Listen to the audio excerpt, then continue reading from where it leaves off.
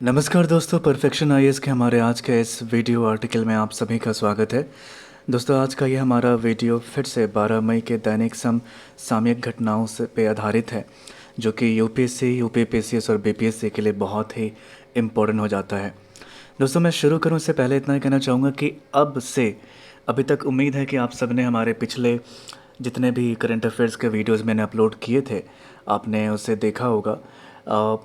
मैं आपको इतना बताना चाहूँगा कि अब से इन वीडियो को डिटेल्स के साथ में मैं साहिल मिश्रा वीक में पूरे सप्ताह के जितने भी करंट अफेयर्स होंगे, जितने भी मैं वीडियो ये डालता हूँ, इसके लिए मैं एमसीक्यूज़ भी लेके आ रहा हूँ आपके लिए। जी हाँ दोस्तों, तो साथ ही साथ आप इस पे डिटेल्स भी देख सकते हैं और हर वीक आप एमसीक्यू के माध्यम से भी अपनी तैयारी जारी रख सकते हैं और प्रैक्टिस कर सकते हैं कि आप डेली जितने भी आप लोगों ने जितनी भी चीज़ें पढ़ी हैं उसमें से आप कितना बना पाते हैं सही। तो दोस्तों, इतना ही कहना चाहूँगा शुरू करने से पहले कि अभी तक अगर आपने परफेक्शन आईएएस चैनल को, यूट्यूब चैनल को सब्सक्राइब नहीं किया है तो सब्सक्राइब कीजिए और बेल आइकन पे दबाइएगा, बिकॉज़ जो भी वीडियो हम डालते हैं उसका नोटिफिकेशन आपको सबसे पहले मिल जाए। और टेलीग्राम जो चैनल है हमारा, जो लोग नए देख रहे हैं, बताना चाहूँगा कि उसको जो ज्वाइन करना ना भूलें। वहाँ पे रोज़ हम 100 क्वेश्चंस के प्रैक्टिस सेट आपको देते हैं और इम्पोर्टेंट जानकारियाँ जो होती हैं वो देते हैं, और जो भी इम्पोर्टेंट चीज़ों के पीडीएफ होते हैं आपको वहाँ पे फ्री में दे दिया जाता है। तो दोस्तों, चलिए आज की घटना पे शुरू करते हैं। और आज का जो घटना है, पहली जो घटना है वो है हमारे प्रारंभिक परीक्षा से संबंधित। वो है महाराणा प्रताप, और ये कला एवं संस्कृति इतिहास से संबंधित है। ये कह रहा है कि 9 मई राजस्थान के वीर सपूत, महान योद्धा और अद्भुत शौर्य साहस के प्रतीक महाराणा प्रताप की जयंती है। अगर इसके प्रमुख बिंदुओं के ऊपर ध्यान दें तो ये कह रहा है कि महाराणा प्रताप का जन्म 9 मई 1540 को कुंभलगढ़ दुर्ग पाली में हुआ था। कह रहा है महाराणा प्रताप का जन्म महाराजा उदय सिंह एवं माता रानी जीवंत कुंवर के घर में हुआ था। ये कह रहा है कि महाराणा प्रताप ने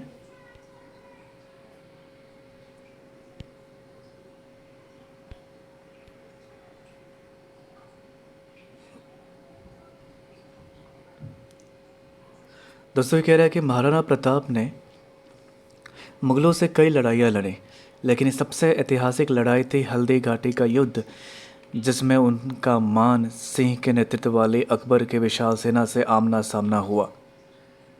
ये कह रहा है कि 1576 में हल्दी घाटी युद्ध में 20,000 सैनिकों के साथ महाराणा प्रताप ने 80,000 मुगल सैनिकों का सामना किया। इस युद्ध के बाद मेवाड़, चित्तौड़, गोगुडा, कुंभलगढ़ और उदयपुर पर मुगलों का कब्जा हो गया।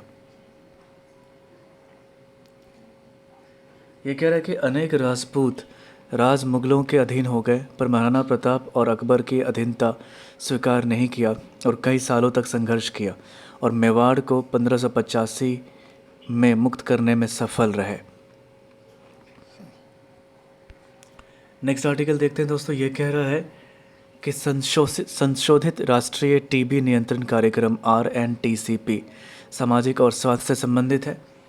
ये कह रहा है कि विश्व स्वास्थ्य संगठन ने कहा है कि कोविड-19 के मद्देनज़र लॉकडाउन के कारण भारत में नए टीबी के मामलों की साप्ताहिक पहचान में लगभग 75% की कमी आई है। इसके अगर प्रमुख बिंदुओं के ऊपर ध्यान दें तो कह रहा है कि केंद्रीय स्वास्थ्य एवं परिवार कल्याण मंत्रालय ने संशोधित राष्ट्रीय टीबी नियंत्रण कार्यक्रम के अंतर्गत बनाए नए एक पोर्टल निक्षय पर दर्ज किए गए टीबी के मामले पर आधारित है।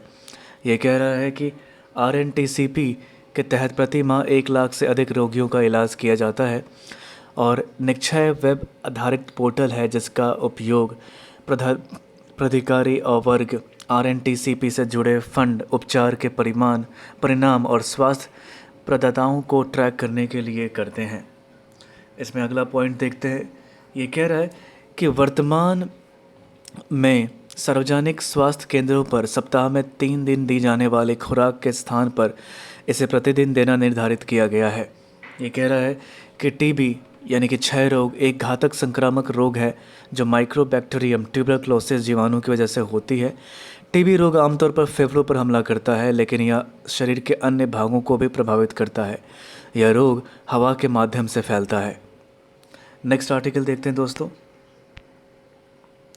ये कह रहा है नेक्स्ट आर्टिकल में कि गुरु रविंद्रनाथ टैगोर, जो कि कला एवं संस्कृति से संबंधित है, ये कह रहा है कि प्रत्येक वर्ष 9 मई को नोबेल पुरस्कार विजेता गुरुदेव रविंद्रनाथ टैगोर की जयंती मनाई जाती है। अगर इसके प्रमुख बिंदु के ऊपर ध्यान दें तो ये कह रहा है कि इनका जन्म 9 मई 1861 को कोलकाता के जोड़ा सांको ठाकुरबाड़ी में हुआ था। इनके पिता देवेंद्रनाथ टैगोर और माता शारदा देवी थीं। ये कह रहा है कि रविंद्रनाथ टैगोर अकेले ऐसे भारतीय साहित्यकार हैं जिन्हें नोबेल पुरस्कार मिला है। उनकी काव्य रचना गीतांजलि के लिए उन्हें सन 1913 में साहित्य का नोबेल पुरस्कार से नवाजा गया।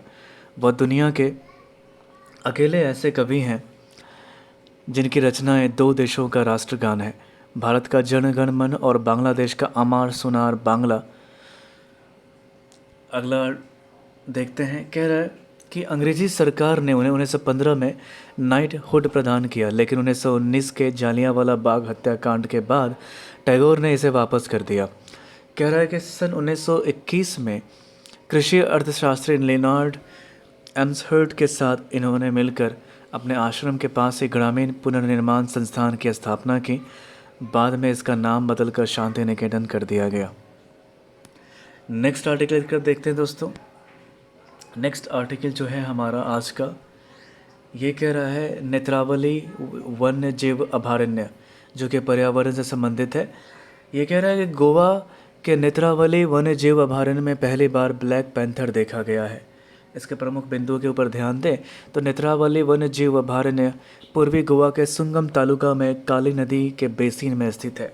ये कह रहा है कि इस अभयारण्य के उत्तर में भगवान महावीर वन्य जीवन अभयारण्य स्थित है और दक्षिण में कोटीगांव वन्य जीव अभयारण्य स्थित है। यह कह रहा है कि नेत्रावली या नेतुराली जुआरी नदी की एक महत्वपूर्ण सहायक नदी है जिसके उद्गम इस अभयारण्य में होता है। ये कह रहा है कि ब्लैक पैंथर विशेष रूप से एशिया एवं अफ्रीका में तेंदुए तथा अमेरिका में जगुआर के रूप में जाना जाता है।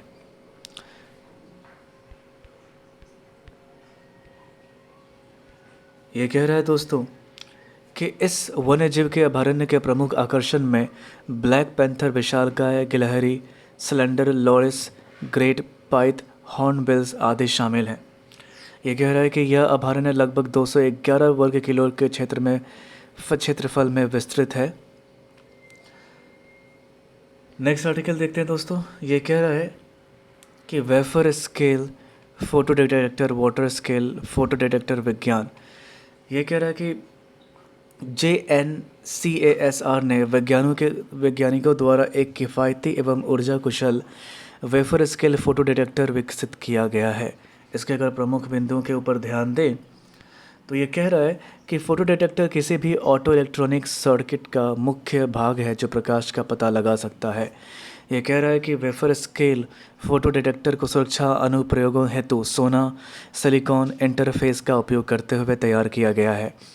ये कह रहा है कि यह अवांछित गतिविधि के संकेत के रूप में कमज़ोर बिखरे हुए प्रकाश को पता लगाने में मदद कर सकता है। ये कह रहा है कि यह फोटो डिटेक्टर 40 माइक्रोसेकंड की प्रतिक्रिया प्रदर्शित करता है और कम तीव्रता वाले प्रकाश का पता लगा सकता है। ये कह रहा है कि अल्ट्रावायलेट से लेकर इंफ्रारेड तक के लिए इस फोटो डिटेक्टर में एक व्यापक स्पेक्ट्रम रेंज है। ये कह रहा है इस फोटो डिटेक्टर की प्रतिक्रिया में 5% से कम भिन्नता वाले सक्रिय क्षेत्र में उत्कृष्ट एकरूपता दिखाती है। घोल यानी विलयन आधारित तकनीकी होने के कारण यह विधि काफ़ी सस्ती और उत्पादन के लिए उपयुक्त है। तो दोस्तों ये था हमारे आज का प्रारंभिक परीक्षा से संबंधित कुछ महत्वपूर्ण समसामयिक घटना। अब प्रमुख परीक्षा से संबंधित देखते हैं। ये कह रहा है कि भारत में देशव्यापी लॉकडाउन का प्रभाव, और ये सामाजिक से संबंधित है दोस्तों। इसके प्रस्तावना पर ध्यान दें तो ये कह रहा है कि भारत में अभी लॉकडाउन 3.0 यानी कि 3.0 चल रहा है और यह 17 मई तक रहेगा। तीनों लॉकडाउन को मिलाकर भारत लगभग 2 महीने से बंद है और इसका प्रभाव हर क्षेत्र पर पड़ा है, चाहे वह सामाजिक, आर्थिक, मानसिक, वैज्ञानिक तथा राजनीतिक आदि क्षेत्र हो। लॉकडाउन की वजह से भारत में करोड़ों का संक्रमण तुलनात्मक रूप से नियंत्रित है, परंतु चिंता का विषय यह है कि संक्रमण अब स्टेज 3 में आ चुका है और कुछ हॉटस्पॉट जैसे कि मुंबई, अहमदाबाद आदि में तेज़ी से फैल रहा है। लॉकडाउन के कुछ सकारात्मक पहलुओं के ऊपर ध्यान दें तो दोस्तों ये कह रहा है कि विशेषज्ञों का मानना है कि लॉकडाउन की वजह से कोरोना का संक्रमण का कर्व फ्लैट हो सकता है और अगर लॉकडाउन सही समय पर नहीं किया जाता तो भारत में कोरोना वायरस से संक्रमित लोगों का आंकड़ा 20 लाख से भी ज़्यादा हो सकता था। यह कह रहा है कि अधिकांश लोग लॉकडाउन का पालन करते हुए दिखे हैं और कोरोना योद्धाओं जिसमें स्वास्थ्यकर्मी, पुलिस, सैनिटेशन वर्कर, मीडिया कर्मी आदि शामिल हैं का विशेष योगदान रहा है। ये कह रहा है कि मेला जुला कर भारत के नेताओं और नागरिकों ने एकजुटता दिखाई है। देश के हर स्तर की सरकार साथ मिलकर कोरोना वायरस के खिलाफ युद्ध में लड़ रही है। ये कह रहा है कि लोन की वजह से लोगों में कोविड-19 को लेकर जागरूकता बढ़ी है। साथ ही सोशल डिस्टेंसिंग, मास्क पहनना और सैनिटाइज करने के बारे में जानकारी भी घर घर तक पहुंचा दी गई है, जो लॉकडाउन को सफल बनाने में मददगार साबित हुई है। ये कह रहा है कि पर्यावरण गुणवत्ता, हवा, जल आदि में सुधार हुआ है और प्रदूषण में गिरावट देखने को मिली है। तो ये थे कुछ सकारात्मक पहलू जिसके ऊपर ध्यान दिया हमने। कुछ और है उसको हम देख लेते हैं। ये कह रहा है कि डिजिटल लेन देन में वृद्धि हुई और इंटरनेट का उपयोग भी बढ़ा है। उदाहरण के तौर पर ई-कॉमर्स, ऑनलाइन शिक्षा आदि में बढ़ोतरी हुई है। और ये कह रहा है कि लॉकडाउन की वजह से भारत को कोविड-19 के खिलाफ युद्ध करने में तैयारी का समय मिला, जिससे भारत परीक्षण lab, isolation centre, ventilators, mask आदि के पर्याप्त मात्रा में उपलब्ध कराने में मदद मिल गई। लॉकडाउन से जुड़ी कुछ चुनौतियों के ऊपर ध्यान दें तो वो भी है हमारे बीच में, जिसके ऊपर हम देख सकते हैं। कह रहा है कि लाखों की संख्या में गरीब और दिहाड़ी मजदूर गांवों की तरफ पलायन कर रहे हैं, जिसे हम रिवर्स माइग्रेशन के रूप में देख सकते हैं, जहां लोग शहरी इलाकों से ग्रामीण इलाकों की तरफ निकल पड़े हैं। कह रहा है कि बेरोज़गारी का 29% लगभग हो चुका है और करोड़ों की तादाद में लोग भुखमरी, कुपोषण, गरीबी, बेरोज़गारी, महंगाई से पीड़ित हैं। ये कह रहा है कि WHO ने कहा है कि लॉकडाउन के अलावा परीक्षण की क्षमता को बढ़ावा देना होगा और अभी भारत दूसरे देशों की तुलना में इसमें पीछे है। कह रहा है कि लॉकडाउन का उल्लंघन कई जगह पर हो रहा है और कुछ जगहों पर कोरोना योद्धाओं पर हमले हो रहे हैं, जिससे उनका मनोबल पर भी बुरा प्रभाव पड़ा है। अतः अगर इसके निष्कर्ष के ऊपर ध्यान दें तो दोस्तों ये कह रहा है कि लॉकडाउन का सफल प्रयास रहा है, लेकिन फिर भी इसे धीरे धीरे जोन के आधार पर ढील देकर हटाना होगा और अर्थव्यवस्था को चालू करना होगा। लॉकडाउन का बुरा और अच्छा प्रभाव को देखते हुए एक संतुलित फैसला लेना होगा, जहां आहिस्ता आहिस्ता इसे हटाकर सामान्य स्थिति को लाना होगा। साथ ही सोशल डिस्टेंसिंग का पालन लॉकडाउन के बाद भी करना पड़ेगा। चलिए, ये थे हमारे आज मुख्य परीक्षा से संबंधित कुछ घटनाएं। कुछ हम अन्य घटनाओं को देखते हैं संक्षेप में। ये कह रहा है कि विज्ञान से संबंधित है। 13 मई को पृथ्वी के पास से स्वान पुच्छल तारा गुजरेगा। यह काफ़ी चमकीला दिखाई देगा और इससे हरे और नीले रंग का प्रकाश निकलता हुआ दिखाई देगा। यह पृथ्वी के से करीब 7.5 करोड़ मील दूर से होकर गुजरेगा। पुच्छल तारे भी क्षुद्र ग्रह की तरह होते हैं जो सूर्य के चक्कर लगाते हैं। नेक्स्ट देखते हैं अर्थव्यवस्था से संबंधित। कह रहा है कोविड-19 के मद्देनज़र वित्त वर्ष 2019-20 में सरकार पर कर्ज का बोझ काफ़ी बढ़ने वाला है। सरकार ने मार्केट बोरोविंग, बाजार से उधार का लक्ष्य बढ़ाकर 12 लाख करोड़ रुपए कर दिया है। बजट में इसका लक्ष्य 7.8 लाख करोड़ रुपए रखा गया था। साथ ही मूडीज़ ने भारत का विकास दर इस वर्ष में 0 रह सकती है, इसका अंदाज़ा लगाया है। तो दोस्तों ये थे हमारे दैनिक समसामयिक घटनाओं से संबंधित कुछ चीज़ें, और आज के कुछ महत्वपूर्ण प्रश्नों को देखते हैं जो कि मुख्य परीक्षा के लिए है। कह रहा है क्या कोरोना वायरस के संक्रमण के प्रसार को रोकने में लॉकडाउन का फैसला घाटे का सौदा रहा है? लाभ हानि की समीक्षा करते हुए इसके व्यापक प्रभाव की व्याख्या कीजिए। प्रश्न 2 देखते हैं। कह रहे भारत के शिरोमणि सपूतों में महाराणा प्रताप का उच्च स्थान है। उस उक्ति के समर्थन में विचार प्रकट करें। मुगल नीति पर पड़ने वाले प्रभाव का विश्लेषण करें। नेक्स्ट क्वेश्चन देखते हैं। कह रहा है कि प्रश्न 3 कि भारत के क्षय रोग के प्रमुख कारणों की विवेचना करते हुए इसके निदान हेतु उठाए गए कदमों का उल्लेख करें। वर्तमान आंकड़े का विवरण प्रस्तुत करें। आज का आखिरी प्रश्न कह रहा है कि भारत के प्रमुख वन्यजीव अभयारण्य में पाए जाने वाले लुप्तप्राय प्रजातियों की सुरक्षा के लिए भारत सरकार ने कौन कौन से अहम कदम उठाए हैं। तो दोस्तों ये था हमारे आज का दैनिक समसामयिक घटनाओं से संबंधित वीडियो। तो दोस्तों यूपीपीएससी से 2020 प्रीलिम्स के लिए ऑनलाइन टेस्ट सीरीज शुरू करने वाला है परफेक्शन आईएएस। तो अगर आप इसमें इनरोल करना चाहते हैं तो हमारे इस दिए हुए नंबर पे आप कॉल करके अधिक जानकारी ले सकते हैं, या आप हमारे टेलीग्राम चैनल पर जुड़ के जाके वहाँ से आप पूछ सकते हैं और हमें कॉल करके आप पूछ लीजिए जो भी जानकारी चाहिए होगी।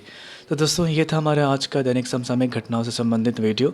और जैसा मैंने कहा कि आप हर वीक हम दैनिक समसामयिक घटनाओं से संबंधित एमसीक्यू लेके भी आ रहे हैं, तो आप उसके लिए भी तैयार रहिए। और मोस्ट प्रोबेबली वो मैं सैटरडे को शाम को लेके आऊँगा, जहाँ से आप उस वीडियो को देख सकते हैं। तो दोस्तों वीडियो पसंद आई है तो लाइक कीजिए, शेयर कीजिए, कमेंट बॉक्स में आप लिखिए कि आपने न्यूज़पेपर में ऐसा क्या पढ़ा जो आपको लगता है कि बीपीएससी प्रीलिम्स हो या यूपीपीएससी हो या यूपीएससी हो, उसके लिए महत्वपूर्ण जानकारी हो सकती है। आप उसे कमेंट बॉक्स में लिख के बताइए। तो दोस्तों आज की वीडियो आज यहीं पे समाप्त करता हूँ। मैं साहिल मिश्रा परफेक्शन आईएएस की तरफ से आपको ऑल द बेस्ट कहता हूँ। शुक्रिया दोस्तों, जय हिंद।